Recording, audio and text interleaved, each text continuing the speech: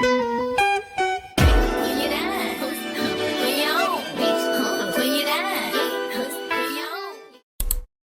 baddies, welcome back to my channel, or welcome if you're new. Let me not be rude for those of you who are new.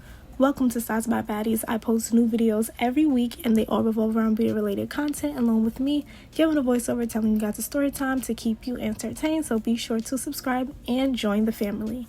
If you want to be featured in any of my videos, email me your stories at stylesbybaddies20@gmail.com. So in today's video, I'll be giving a story time about the time my best friend confessed to a crime and I had to keep her secret. Real quick before we get back into the story, if you didn't know, I also do nails. If you're in the Bronx, New York or nearby and you're looking for a nail tech, I'd love to have you in my chair. You can DM my nail page at nailsbysd to book an appointment. I'm currently accepting new clients and I can't wait to meet some of you baddies. So I had this friend, we're gonna call her Kayla. She was my best friend, and when I say best friend, I mean best friend. We talked every day, every single day. We knew each other's families. She had the key to my apartment. I had the key to hers. If something ever happened to me, she was the first person I called. And if something happened to her, I was the first person she called. Like, we were locked in. People always thought we were sisters because we were literally attached at the hip. We did everything together. One thing about Kayla though, she always had a temper. She wasn't the type to start drama for no reason, but if she felt disrespected, it was like a switch flipped. I had seen her scream at people over the smallest things, and every single time I tell her, girl, one day somebody's gonna react crazier than you. One Friday night, she texted me around 1 a.m, not a hey, not a you awake, just can I come over? I really messed up. I knew from that message alone that something was wrong because Kayla never asked me to come over that late. She gets to my apartment and y'all, she looked completely different.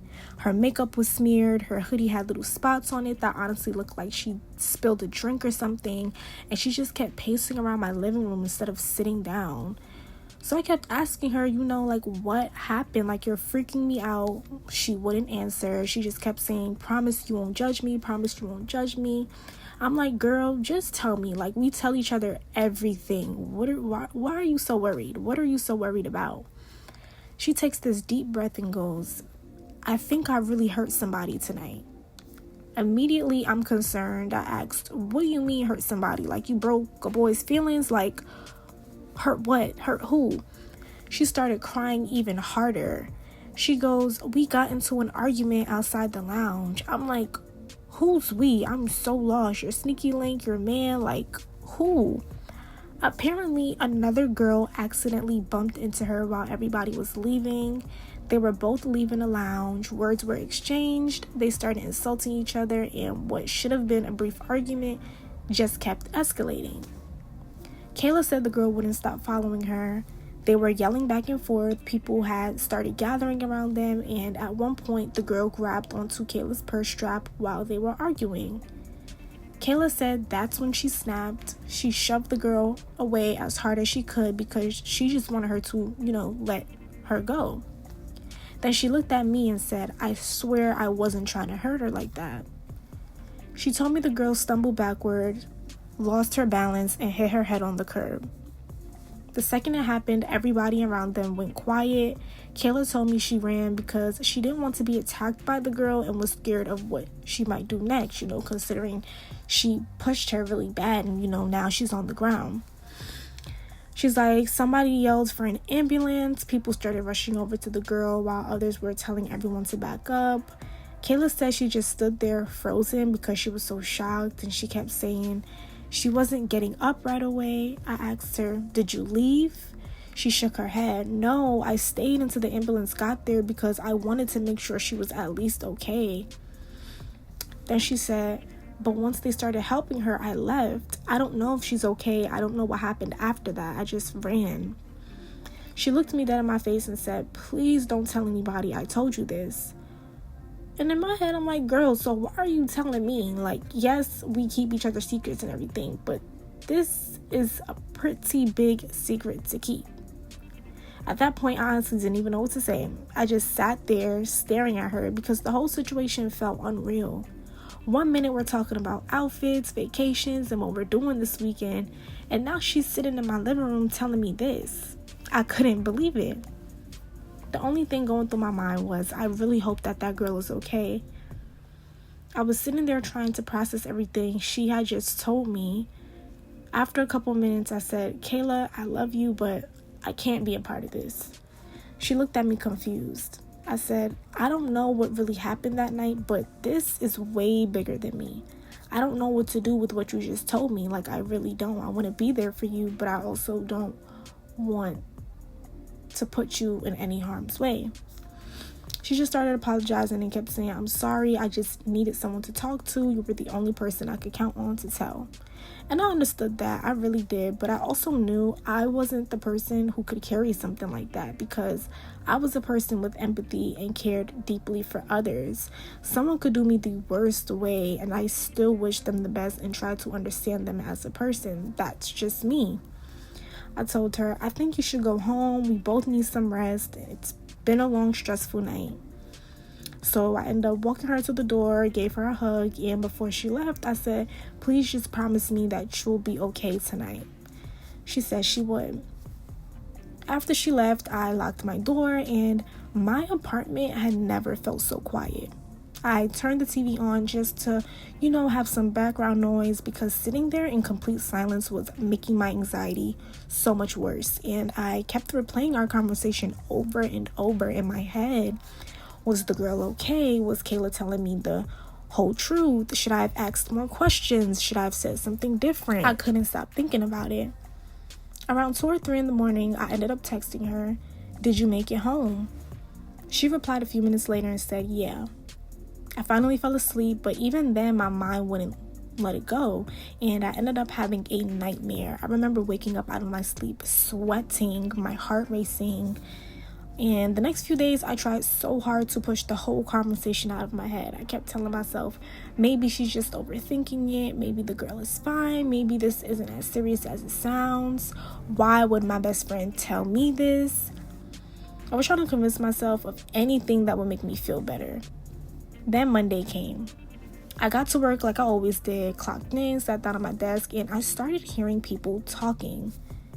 A couple of my coworkers were standing near the printer, and one of them said, did y'all hear about that fight outside that lounge this weekend? I just kept pretending to work while listening. Another coworker pulls up a TikTok on her phone and starts reading parts of the caption out loud. They were saying a woman had been seriously injured during an altercation outside the lounge, and investigators were still trying to piece together exactly what happened. Apparently, the fight was behind the lounge, and there weren't any surveillance cameras covering that area. When I heard that, all I could think was, what are the chances? It immediately made me think back to everything Kayla had told me. The more I heard them talking, the more anxious I got. I wasn't even contributing to the conversation. I just sat there quietly, acting like I was focused on my computer screen while my mind was racing. Later that afternoon, I went home and turned on the local news, and of course, there was another update.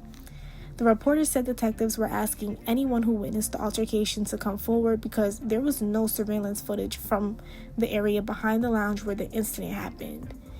So they were relying heavily on witness statements to understand what took place.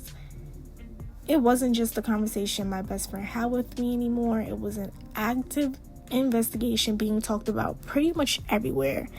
And if y'all don't know, one thing about New York crimes, it's very hard to solve. Like, it takes a long time for crimes to be solved, and sometimes it doesn't even get solved at all because that's how high the crime rate is over here. Cases like this can take a long time to figure out, especially if there aren't cameras, reliable witnesses, or enough evidence. Sometimes they get solved years later, and sometimes they never get solved at all. That's when I realized, I couldn't pretend I hadn't heard what she told me. And I also knew our friendship was never going to feel the same again. After seeing the news and hearing people talk about it at work, I made a decision. I couldn't carry that weight anymore. Every time my phone lit up with Kayla's name, my anxiety would just shoot through the roof. I wasn't sleeping right. I kept replaying that night over and over in my head. Her crying, her saying, promise you won't tell anybody, the article. my coworkers talking about it. It was just too much. So I started distancing myself. If she called, I'd let it go to voicemail and tell myself I'd call her later, knowing, I probably wasn't going to. She'd ask if I wanted to grab dinner or go shopping like we always did, and I'd make up excuses. I'm tired, I have work, I have other plans. Eventually, I stopped making excuses altogether, and I just stopped responding. I realized I couldn't be the person she leaned on for something so heavy. I wasn't built to carry that kind of burden in my heart, and every time I talked to her, it felt like I was reliving that conversation all over again. Looking back, maybe I could have handled the end of our friendship differently, but at the time, I was just trying to protect my own peace. Thank you to my subscriber Melanie for sending in this story time. I will say this. Sometimes you love people from a distance because being close to them starts costing you your own mental well-being. Some burdens just aren't yours to carry. You can't pour into yourself while carrying someone else's emotional weight, if that makes sense. I really hope everyone involved found some type of healing. Life can change in seconds, and this story is a reminder to think before you react, because one moment of anger can affect so many lives. If you've ever dealt with a situation like this, let me know in the comments or in my email, of course. I'd love to hear how you handled it. And baddies, don't forget to like, comment, and subscribe for more stories. Bye, baddies. See you in the next video.